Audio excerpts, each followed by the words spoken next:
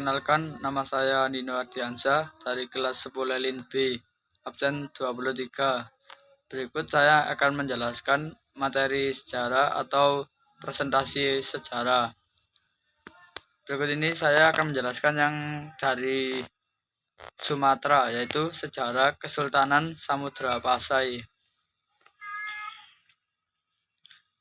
Sejarah Kesultanan Samudra Pasai.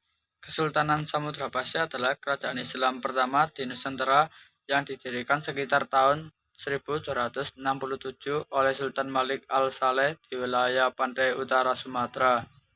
Kerajaan ini menjadi pusat perdagangan penting di Selat Malaka dan memainkan peran besar dalam penyebaran Islam di Asia Tenggara. Samudra Pasai juga menghubungkan dunia Islam dengan pedagang dari Timur Tengah, India, dan Cina. Pada abad ke-14, kerajaan ini mengalami kemunduran akibat serangan Majapahit dan persaingan dengan Kesultanan Aceh. Pada akhir abad ke-15, Samudra Pasai akhirnya runtuh dan wilayahnya dikuasai oleh Aceh.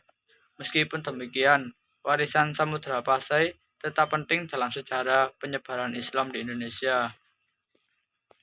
Berikutnya ada aspek politik.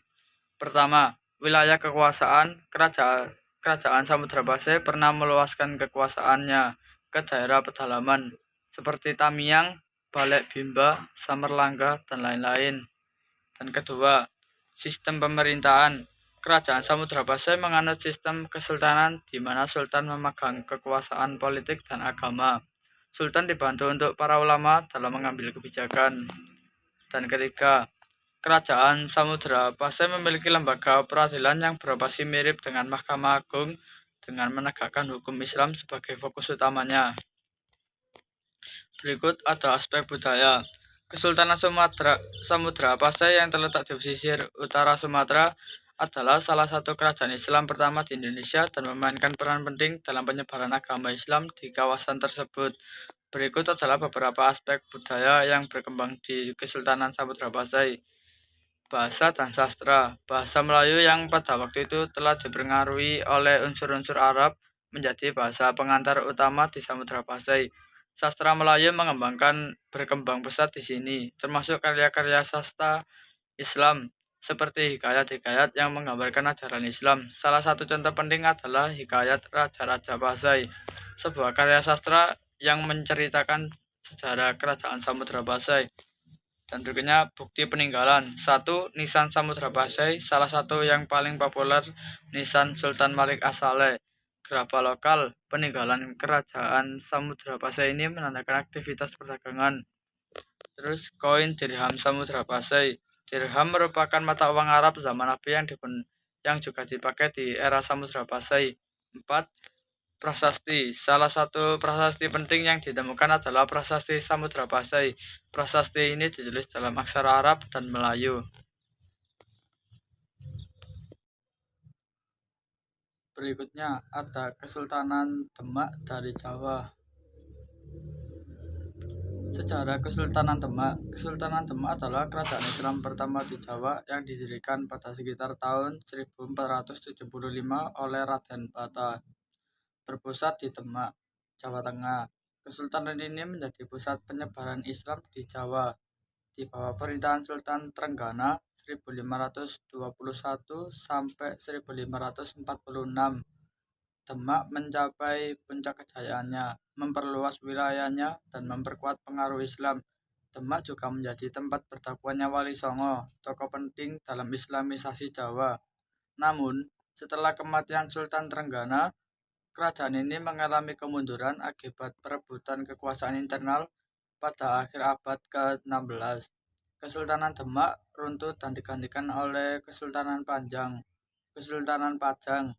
Meskipun demikian, warisan Demak dalam penyebaran Islam dan budaya Jawa tetap berpengaruh besar hingga kini. Aspek politik. 1. Hubungan luar dan ekspansi wilayah. Demak berperan penting dalam penyebaran Islam di Pulau Jawa dan mengembangkan jaringan politik dengan kerajaan-kerajaan lain baik di dalam maupun luar Jawa.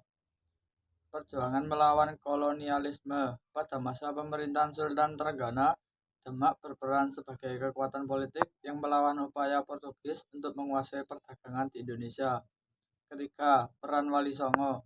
Politik Kesultanan Demak juga sangat dipengaruhi oleh keberadaan Wali Songo yang merupakan 9 tokoh penyebar agama Islam di Jawa. Berikutnya ada aspek budaya. Aspek budaya Kesultanan Demak sangat dipengaruhi oleh budaya Jawa, Islam, dan juga warisan Majapahit. Demak yang merupakan kerajaan Islam pertama yang berdiri di Pulau Jawa pada abad ke-15. 1. Penyebaran Islam dan budaya Islam. Kesultanan Demak menjadi pusat penyebaran Islam di Jawa yang banyak memengaruhi budaya setempat. Pengaruh Islam mulai masuk melalui para wali, khususnya Wali Songo. 2. Arsitektur dan Masjid Agung Demak. Salah satu warisan budaya yang paling menonjol dari Kesultanan Demak adalah Masjid Agung Demak, yang merupakan salah satu masjid tertua di Indonesia. 3. Kesusastraan dan pendidikan Islam. Budaya, tulisan, dan ilmu pengetahuan perkembangan pesat di Kesultanan Demak seiring dengan masuknya Islam. Bukti peninggalan Masjid Agung Demak. 2. Makam para sultan dan pejabat. 3. Batu prasasti dan naskah sejarah. 4. Bukti arkeologis dan situs-situs sejarah. 5. Seni dan kerajinan. Sejarah Kesultanan Gawatalo dari Pulau Sulawesi. Sejarah Kesultanan Gawatalo. Kesultanan Gawatalo adalah gabungan dua kerajaan besar di Sulawesi Selatan, yaitu Gowa dan Talo. Kerajaan Gowa berdiri sekitar abad ke-14 dan Talo pada abad ke-16. Penyatuan kedua kerajaan ini terjadi pada masa pemerintahan Sultan Alauddin 1593 sampai 1639, menjadikannya salah satu kekuatan besar di Indonesia bagian timur. Pada abad ke-17, di bawah kepemimpinan Sultan Hasanuddin 1653 sampai 1670, Kesultanan Gawatalo mencapai puncak kejayaannya dan berhasil memperluas wilayah kekuasaannya. Sultan Hasanuddin terkenal karena perlawanan kerasnya terhadap kolonial Belanda. Meskipun akhirnya Gawatalo terpaksa menyerah pada tahun 1667 setelah menghadapi tekanan dari VOC. Setelah penyerahan kepada Belanda, Kesultanan Gawatalo kehilangan kekuasaannya, namun warisan budaya dan tradisi kerajaan ini tetap hidup di masyarakat Sulawesi Selatan hingga saat ini. Berikut ada aspek politik. 1. Pengaruh Islam dalam politik. Pada masa Sultan Alauddin 1593 sampai 1639, Islam menjadi agama resmi kerajaan yang mempengaruhi kebijakan politik, hukum, dan pemerintahan. 2. Perlawanan terhadap penjajahan Belanda. Kesultanan Gawatalo dikenal karena perlawanan kerasnya terhadap kolonialisme, terutama terhadap Belanda. Pada masa pemerintahan Sultan Hasanuddin 1653 sampai 1670, Gawatalo berusaha mempertahankan kemerdekaannya dengan melawan VOC. Ketiga, Kesultanan ini dikenal karena keberaniannya melawan penjajahan Belanda meskipun akhirnya mengalami kemunduran setelah penyerahan kepada VOC. Berikutnya aspek budaya. Aspek budaya Kesultanan Gawatalo mencakup berbagai tradisi, seni, dan warisan budaya yang berkembang di bawah pemerintahan Sultan. Beberapa aspek budaya utama Kesultanan Gawatalo adalah: 1. Agama dan Islamisasi pada abad ke-16. Kesultanan Gawatalo memeluk Islam yang kemudian mempengaruhi banyak aspek kehidupan, termasuk seni, arsitektur, dan hukum.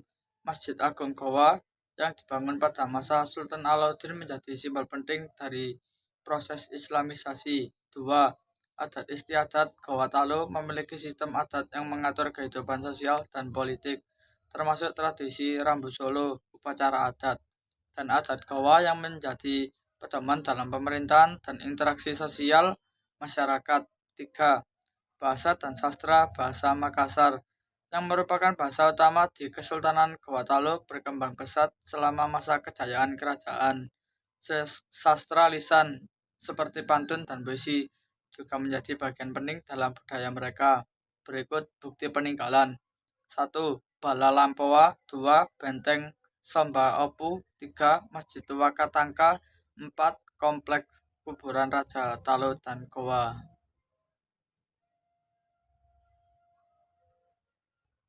Dan yang terakhir dari Kesultanan Ternate yang berasal dari Pulau Maluku. Sejarah Kesultanan Ternate. Kesultanan Ternate adalah sebuah kesultanan Islam yang terletak di Maluku, Indonesia, yang didirikan sekitar tahun 1757 dengan Sultan pertama, Sultan Zainal Abidin. Ternate dikenal sebagai pusat perdagangan rempah-rempah, terutama cengkeh dan pala, yang sangat bernilai pada masa itu.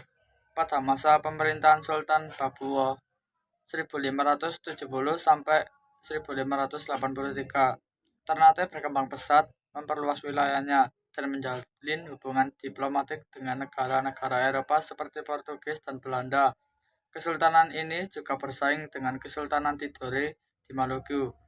Pada abad ke-17, Belanda mulai menguasai Ternate melalui perdagangan rempah-rempah. Meskipun kesultanan ini tetap memiliki kekuasaan nominal, Ternate resmi menjadi bagian dari Hindia Belanda pada tahun 1900. Meskipun pengaruhnya mulai meredup pada masa kolonial, Kesultanan Ternate berperan penting dalam penyebaran Islam di kawasan timur Indonesia dan sejarah perdagangan rempah-rempah dunia saat ini. Ternate menjadi bagian dari Provinsi Maluku Utara, dengan Sultan Ternate tetap memiliki kedudukan simbolis dalam budaya dan tradisi setempat. Berikutnya, aspek politik. 1. Pengaruh Belanda. Seiring dengan semakin dominannya Belanda dalam perdagangan rempah-rempah pada abad ke-17, Kesultanan Ternate mulai kehilangan kekuasaan politiknya. Kedua, kolonialisme Belanda. Setelah serangkaian konflik dengan Belanda, Kesultanan Ternate akhirnya masuk dalam kekuasaan Hindia Belanda pada tahun 1900. Meskipun pengaruh politiknya merosot, Sultan Ternate tetap memiliki kedudukan simbolis dalam kehidupan budaya masyarakat setempat. Secara keseluruhan, aspek politik Kesultanan Ternate mencerminkan dinamika politik lokal, regional, dan internasional, serta bagaimana kesultanan ini beradaptasi dan berintegrasi dengan kekuatan asing sepanjang sejarah. Berikutnya, aspek budaya. Aspek budaya Kesultanan Ternate mencakup berbagai elemen yang terkait dengan tradisi, agama, seni, dan kehidupan sosial masyarakat. Berikut adalah beberapa poin utama. 1. Agama Islam. Kesultanan Ternate memainkan peran penting dalam penyebaran Islam di wilayah Maluku dan sekitarnya. Sultan Ternate menjadi salah satu penguasa pertama yang memeluk Islam yang kemudian menyebar ke masyarakat setempat. 2. Seni dan arsitektur. Budaya Ternate kaya dengan seni, terutama dalam bidang seni musik, tari, dan kerajinan tangan. Salah satu contohnya adalah seni ukir kayu dan pembuatan alat musik tradisional. Arsitektur Kesultanan Ternate juga mencerminkan perpaduan antara budaya Islam dan pengaruh lokal, dengan bangunan seperti masjid dan istana yang menunjukkan ciri khas tradisional. 3. Upacara dan tradisi. Kesultanan Ternate memiliki banyak upacara adat yang melibatkan ritus keagamaan, politik, dan sosial. Salah satunya adalah tradisi penobatan sultan yang diiringi dengan berbagai upacara adat dan doa. Berikutnya, bukti peninggalan. Beberapa bukti peninggalan yang masih ada hingga kini antara lain: 1. Istana Kesultanan Ternate. Istana Sultan Ternate. Istana ini merupakan pusat kekuasaan Sultan Ternate yang terletak di kota Ternate, meskipun beberapa bagian istana telah rusak atau hilang. Istana ini masih menjadi simbol penting sejarah dan budaya Kesultanan Ternate. Kedua, Masjid Sultan Ternate. Masjid ini merupakan salah satu masjid tertua di Indonesia, dibangun pada masa pemerintahan Sultan Zainal Abidin pada abad ke-15. Masjid ini masih digunakan hingga kini dan merupakan bukti penting dari penyebaran Islam di wilayah tersebut. 3. Benteng Orange. Benteng ini dibangun oleh Portugis pada abad ke-16 dan kemudian dikuasai oleh Belanda. Benteng ini merupakan saksi bisu dari interaksi Ternate dengan kekuatan Eropa, terutama dalam konteks perdagangan rempah-rempah dan persaingan dengan kesultanan. Berikut ini presentasi sejarah saya. Assalamualaikum warahmatullahi wabarakatuh.